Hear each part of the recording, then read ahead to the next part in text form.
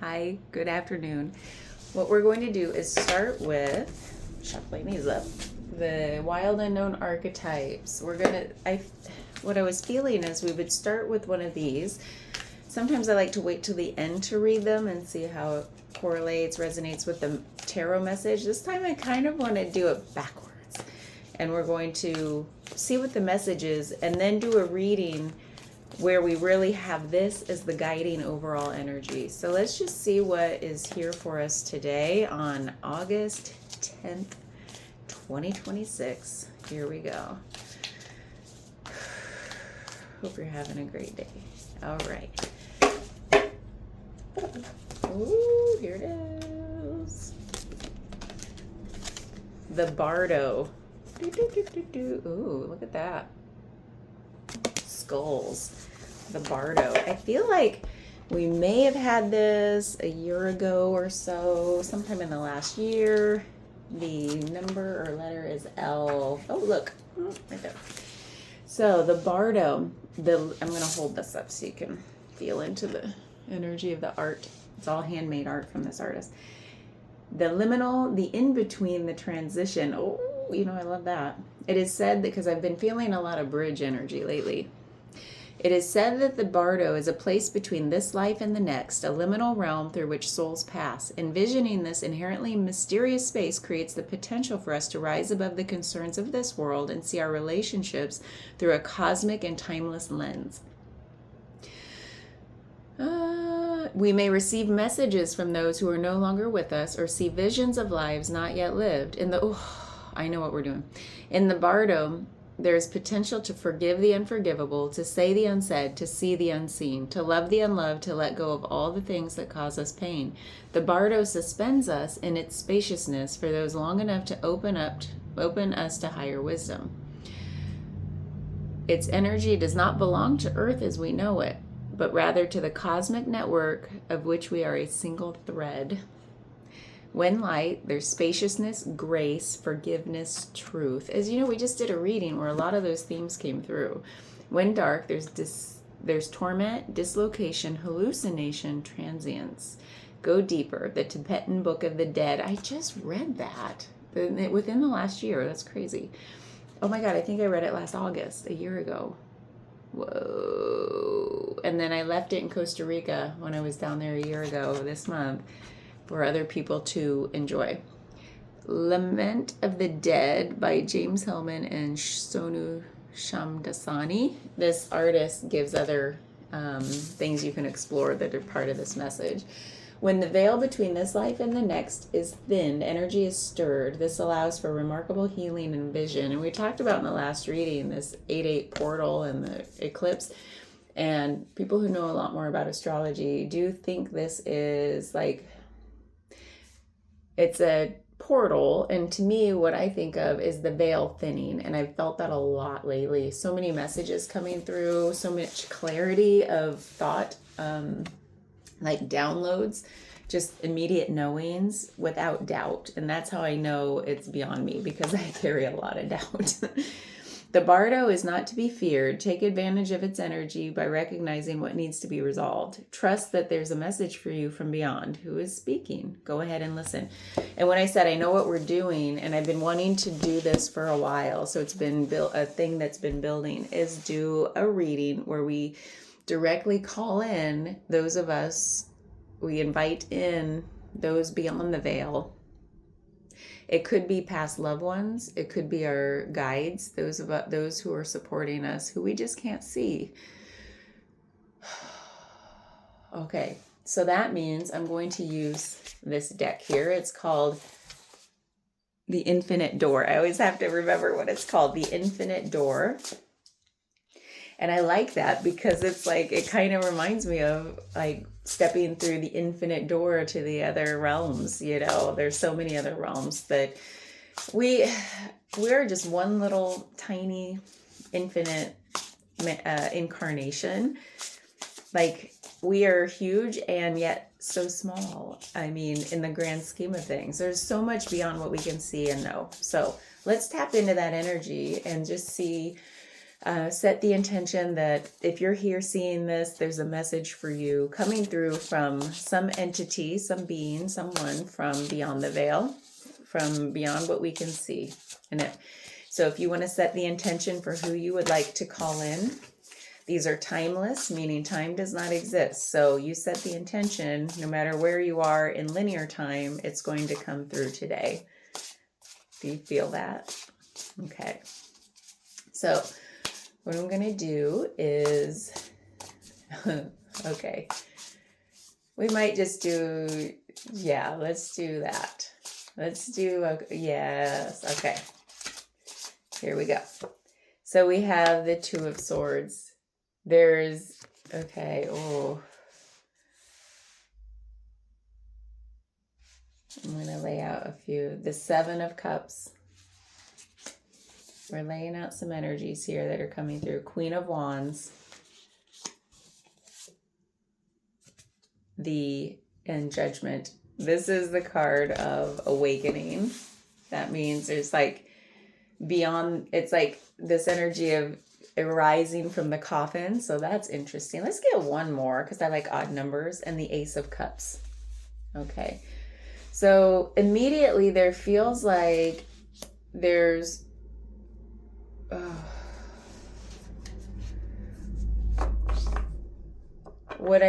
there are some messages around trusting your intuition. Of course, that's a huge thing in tarot. Trusting your intuition by tuning out the noise of your mind. And it feels like, oh man, there's a big energy coming through about we talked about doubt just a second ago. It's like squashing doubt. Like it's like blocking out the doubt, trusting your own knowing, your own intuition. And there's a big thing about belief in self. So there's definitely an emotional energy that has gotten in the way of your belief in yourself, and we're awakening to something greater. You're hearing the call to awaken to your higher self. So that there's so much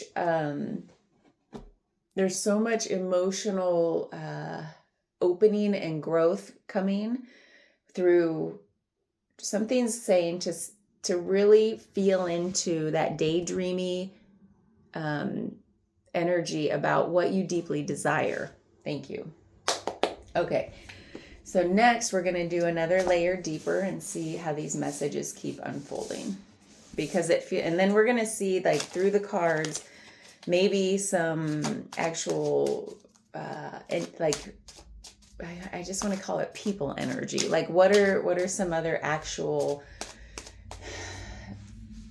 beings that are coming through, and so we can feel into that. But those are the themes. It feels like some emotional openings. There's definitely awakening to belief beyond what you can see, beyond the senses, and also like things you've always known. Your higher self has always known these things.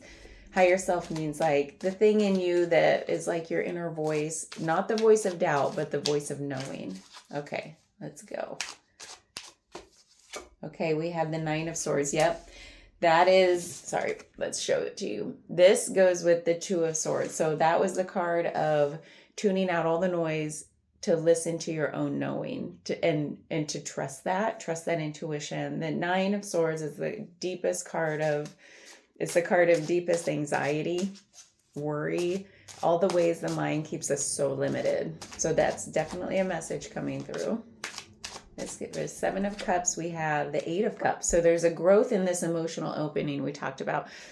So where you're starting to consider or being called to consider all the things of your heart's desires, this says, I'm going for those and I'm not turning back until I find them. So that's your call to like the call to adventure.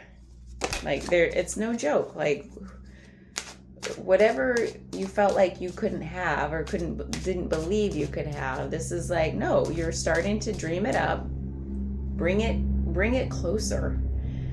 Bring it closer. Feel a longing for it. That's the thing where by longing for it, you're creating the feeling of like a little bit of that has come in and you're like, yes, I want that, because that will help you move toward it. And that's what that Eight of Cups is, moving toward the heart's desires and leaving behind anything that doesn't live up to those expectations.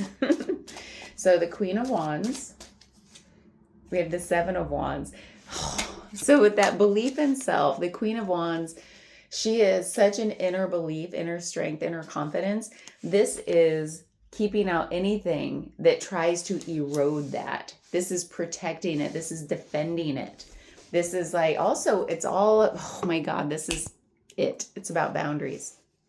So the Seven of Wands is a huge card of boundaries. So where are you being called to firm up your boundaries, in a healthy way? Sometimes we have too firm of boundaries and it's unhealthy. So where are you called to firm up or recalibrate your boundaries so that you can feel confident in where I end and you begin? So Judgment, the card of awakening. There's the Three of Pentacles. This is about collaboration and teamwork. So there's something about when you move beyond, when you firm up your boundaries, you know exactly where you end and somebody else begins and vice versa. This is the call. This is like waking up out of the limited self that's kept you separate and dark and asleep because it's kept you limited. And this is reaching out to connect with others because you realize there's a whole world of opportunity out there for growth beyond, like in connection with others. And I love it because it's very grounded energy. It's like of the earth, of the people. And it's like you do want to connect. This isn't just a spiritual quest. It's a physical, earthly quest too. So the Ace of Cups. We have the Eight of Wands. We got that one in the last read. I just love that card. So the Ace of Cups is like, now that you're opening to that, the heart's desire that you've chosen, you're going for it full speed ahead. So you've got all of this energy about silencing the doubt, silencing the self-limiting beliefs, and dreaming up what you want and starting to go toward it. So these are what your guides are telling you. It's like, why is it so hard? That's what I'm feeling. Is like, why we must be having a feeling of like the doubt energy is maybe during this time frame we're in right now. It's like, enough already, enough. It's the biggest limiter to our fullest potential. Okay, let's get another layer we're going to start with the Two of Swords, Nine of Swords. And we have the Ten of Wands. All this hard stuff is coming out right in the front because that's moving to the past. We just had this in the last reading too. We're dropping the heavy weights, the burdens. Something that comes through here is also the martyrdom. Like, oh, I can do it myself. I always have. No one's got my back, so I'll have it. I'll do the thing because there's no other option. And it's maybe feeling a little unsupported. Like with that Nine of Swords, it feels like you're alone in the wilderness to suffer. And then also there's this part of the Two of Swords is like, if we were to read it kind of in the reverse, it's like a challenge for us to stop feeling like we can't see the support that surrounds us, right? And there's also like this energy of indecision, and the Ten of Wands is like, stop thinking so hard and just go for it. And so there's all this energy showing up right at the front about what to drop, leave behind, tune out, and what to go for. So now we have the Seven of Cups and the Eight of Cups. It's almost like this is a little cheerleading session. Oh, when we have the Seven of Cups, Eight of Cups, and the Moon, this is about uncovering, bringing to the light your deepest subconscious desires and the deepest subconscious limiting factors that kept you from dreaming it up in the first place, let alone going for it. So the Moon is all about our subconscious. The Moon is also about our fears. So this is about exploring, going into the depths of yourself to find out what are your fears? What are your fears that you never knew were fears, that you never admitted to yourself? That's what we have to explore with the Moon. Okay, Queen of Wands, Seven of Wands. And I wouldn't just gloss over that. It is worth the exploration. Oh, then we have the Queen of Cups. We have the Queen of Wands and the Queen of Cups both in the same area. And we just talked about boundaries. This is about containment. How are you going to explore those desires, release what has kept you so limited, so that you can expand your capacity to hold everything once you've built up your internal beliefs in yourself, right? You've firmed up your boundaries, you know who you are, you can feel that confidence. And the Queen of Cups says, now that my boundaries are firm, I can contain so much because I'm not just spilling out into other people. I'm not absorbing their energy. I'm not trying to make my way into their energetic space, like spilling into them. And that's what the dysfunctional empath would say. I'm such an empath. I feel everything. I feel everybody's energy. It's like, yeah, but that's not in a healthy way, right? It's like we're all empaths. It's like we have to firm up our own boundaries to know how much we want to flow with each other. How much is healthy? How much can I hold in support of what we're doing together? It's not about spilling into them to feel everything and losing yourself in the process. That's the dysfunctional empath. And that's what I want to keep talking about, that because there's so much about out there that's like, oh, I'm an empath. I feel everything. And then they end up like curled up in a fetal position. It's like, no, that's not helpful to anybody. It's not a badge of honor. So anyway, if you feel any of that, just know there's boundary work to be done, and it's worth the while. It's not going to close you off to other people's energy. In fact, it'll help you firmly understand what's yours and what's not yours so that you can be as useful as possible to yourself and others. Okay. Judgment and Three of Pentacles.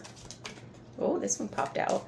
Hierophant. So this is about connection with other people and what roles you play in each other's lives. I can't believe we just talked about that with the boundaries. So are you, like, what are you bringing to them? What are they bringing to you? Questions, answers, learning, mentoring, wisdom that you can share. There's a lot going on here with how people are useful to each other when they awaken to their higher purpose, to their true selves. So, whew.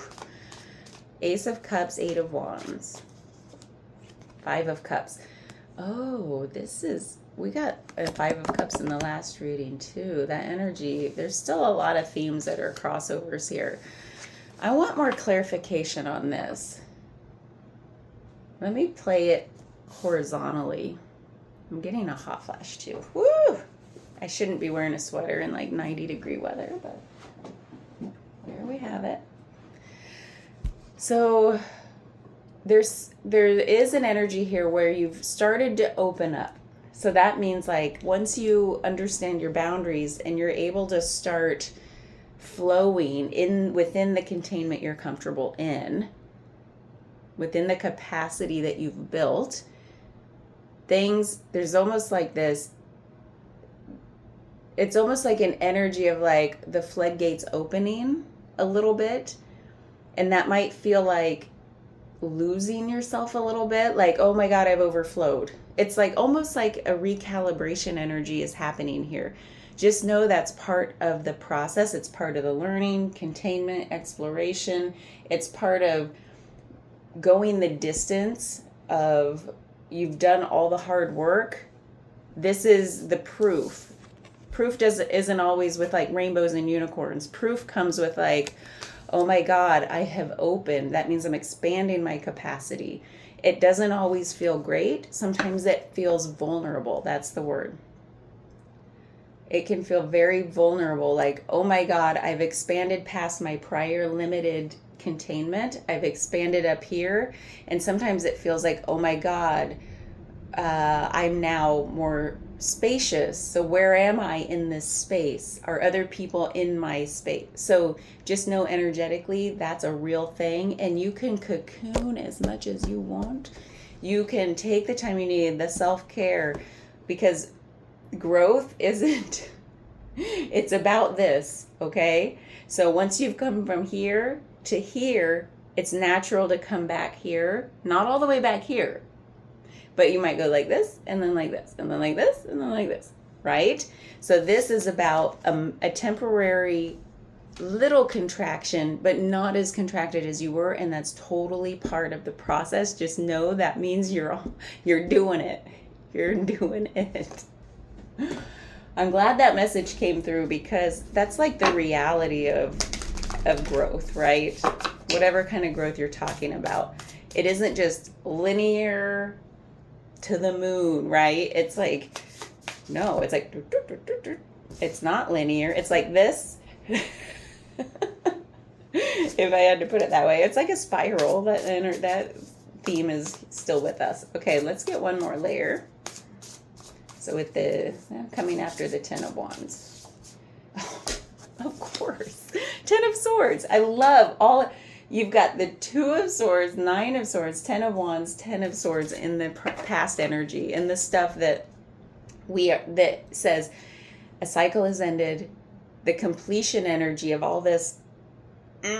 It's almost like we're seeing it for what it is. We're seeing it for what it is so that we can put an end to it. I think this is the column of enough's enough. I think we're all feeling that lately, especially this last month.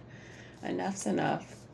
And so that doesn't feel good either. These are not like pleasant feelings until the release happens and you're like, it almost feels like relief energy. So just, that's what, if you feel the relief, like of having gone through the dark night of the soul, hit rock bottom, whatever it is, there's big rock bottom energy here, but that means it's like there's nowhere to go but up, right? So, and it may not be true rock bottom, but just know this is like all the heaviest, most anxiety-ridden energy in tarot all in one column, and the card of indecision and doubt. But also on the flip side, every card has like the both and.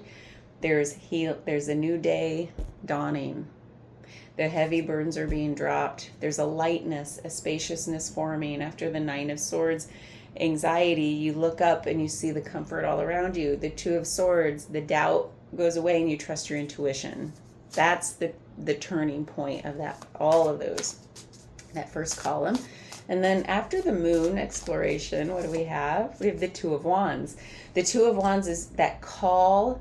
When we talk about the Seven of Cups, Eight of Cups, that daydreamy, dream up your heart's desires and then start going toward them and discover, like go through the moon energy to uncover what those desires are and what your hidden fears are that was standing in the way, or any remaining fears to keep you off course, and illuminate them so they can dissipate. Because once you see fears for what they are, they have a weird way of just like dissolving. As soon as it's like looking at the monster and realizing, oh, you're not so tough, and then the monster like poof. That's this moon energy. So on the tail end of that, you have the Two of Wands, which is, it is a pause before stepping out into a new landscape. It's where you are in your comfort zone before you hear the call to adventure and you step out. It's, you found out what your heart's desires are and you're holding on to them and holding the world in that hand. That's the card, usually depicting like somebody saying, I can go for this. I now am developing the belief that I can actually step into this and you're going to go for it. That's like precipice energy. Whew, got the chills. Queen of Wands, Seven of Wands, Queen of Cups, boundaries. And then you have the Ten of Pentacles. There's something here. Okay, first of all, Ten of Pentacles, your ultimate happiness and abundance on this earth. Could be financial, family, could be health. It's like the best of everything. And in this context with boundaries, it's asking us, and the things that got in the way of us believing in ourselves and our self-confidence, our self-worth. That's the word. So are there issues in your ancestry, in your family lineage, both lines, either mother, father line, whatever it is, that have gotten in the way of your self-worth? Where were your boundaries violated would be the worst end of it, or just not supported in your family lineage? Where can you look back in your own life, in your parents' lives, grandparents, and farther back that you know of, where you can say, man, we had some issues with boundaries. I think most families probably could say something about that. But this is the card to explore that. So I'm so glad that's coming through. These are big topics. Wow. One more. For Hierophant, we have the Ace of Pentacles. This is when we talked about what are your roles with other people, in communion with other people, in relationship with other people. It's almost like this is the card where we're all trying to wake each other up, right? That's what this video is about. We're each other's cheerleaders. We're like, we can do the hard things. It's not like it is not all rainbows. We talk about hard stuff here. This is about understanding, like, it's okay. Oh, man, it's okay to walk this walk with each other. Each time we are each other's cheerleader or support system, a shoulder, an ear for each other, it helps us take that next step. We're in it for the long run, and we're going to go all the way together. So there's something about doing this together. It's not doing it alone. In fact, this is the card where you've done it alone. This is the card where you've done it alone, and that's over. No more. Okay, after that, we have the Ace of Cups, Eight of Wands. Then there's that tiny contraction energy. Let's see what's next. And then I can't make this up. We end with the World, a cycle being completed. There's fullness. The World is like, what's the next level of expansion? The World is like the final card in the Major Arcana of Tarot, where we say we've come to the end, and then we start back at the beginning, but at the next level up. It's the next expansion that's about to happen. Oh my God. So that's a lot of messages. So what I'd like to do is messages in terms of like how many people are talking to. We called in all the energies. I kind of want to get, oh, you know what? Since I have the Zodiac Tarot still here, let's use this for a final piece of advice, and we'll wrap it up since the last reading was really long. It almost feels like these messages, because each one of us is so different, there are obviously themes we all deal with at some point in our lives, but there's so many big things here. I'm not going to repeat them because we just spent the last 25 minutes doing that. What I want to understand is like one quick 3-card clarification piece of advice from the universe that can encapsulate something for all of us. Thank you, universe. Woo! Something we can take with us. We have the Eight of Swords. That's a big part of this reading. The Ten of Wands again. And the Eight of Pentacles. Oh my God. This is so dang practical. After all these big themes that encompass so much of our lives, this is so dang practical. So we have the cards of the thoughts that keep our self-limiting beliefs. Everything that's kept us trapped in our lives has always come from our own mind. We get wounds from other people, like that happen to us, of course. But then the way those play out the rest of our lives is because of this. What has that done to our own belief system that then keeps us limited from breaking free into our fullest potential? Let's just summarize it that way. And that's everything we talked about in that first column. And then we have the Ten of Wands again. This is dropping the burdens, putting down the heavy load. We don't have to walk this path alone. That's a big part of this. Maybe there's a little bit of martyrdom energy. Maybe there's a little bit of perfectionism energy. That's like, drop it. This is the card of like, you are fully supported.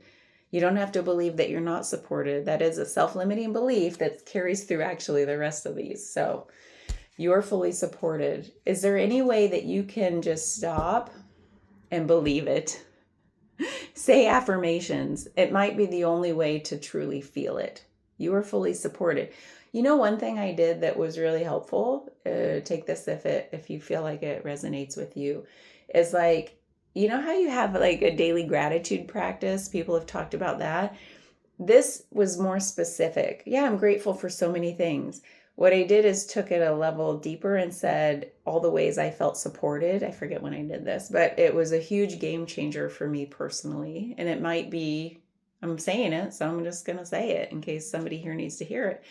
If you haven't already done this, say every little thing you feel supported by. Every little thing. It could be your cup of coffee in the morning. It could be so seemingly silly, but it could be the cuddles with your cat. It could be the way your friend texts you something funny. They text you funny memes and it brightens your day. I mean, it could be your favorite blanket. It could be looking back in time and really acknowledging all the good things your family did for you, since there's a lot of ancestral energy to explore here that was like, how were your boundaries not supported, but also how were you supported by family members? When did they show up for you in the darkest times? Feel into all the ways you were supported. Okay, enough of that. It is a huge game changer. And then the most practical advice is like, heads down, do the work, keep going. Don't stop till you get there. Eight of Pentacles is about mastery. You are mastering a skill, a habit. And maybe, I got the chills. Maybe that's why this card of like really saying it as an affirmation, but repeating to yourself like a gratitude journal. How are all the ways you were supported? It's like mastering that skill. And it could be other affirmations that you feel drawn to. What are all your fears? And then counteract that with like, is it even true today? Well, I'm scared that somebody's going to hurt me. Somebody's going to break my heart again. How is that? Is that even true today? Feel into your own sense of worth and power and boundaries. Could that even happen today? In what situations could it happen? How are you exposing yourself where you're bypassing or negating your own sense of agency and value? So do whatever feels good, but this is about mastering a skill. And that means it's very unsexy. It is so practical. It's not like woo-woo spiritualism, like, hey, feel, like I believe in all the things. So when I say when I say woo-woo spiritualism, it'd be like, I'm speaking to those of you with a big sense of doubt, because that's where I have come from. I still have a lot of it. I have a lot of like, really, do you believe that? Because it's like, I want authenticity. I want to see it around me. I want to feel it in myself. So it's like, I have come from a very practical place. But this, again, the bridge energy, we're bridging the spiritual, we're anchoring it down into the physical. The way to anchor that down is you show up in this physical world and do the work. She's like, I'm going to crank out these pentacles. They're symmetrical. They're evenly spaced. I'm showing up every day in habit, in routine, doing a thing, because I know that's what actually moves the needle. That's what moves me over the bridge from there to there. Okay, I gotta go. Love you. Let me know if you have any questions, any thoughts, and yeah, thanks for being here. Bye.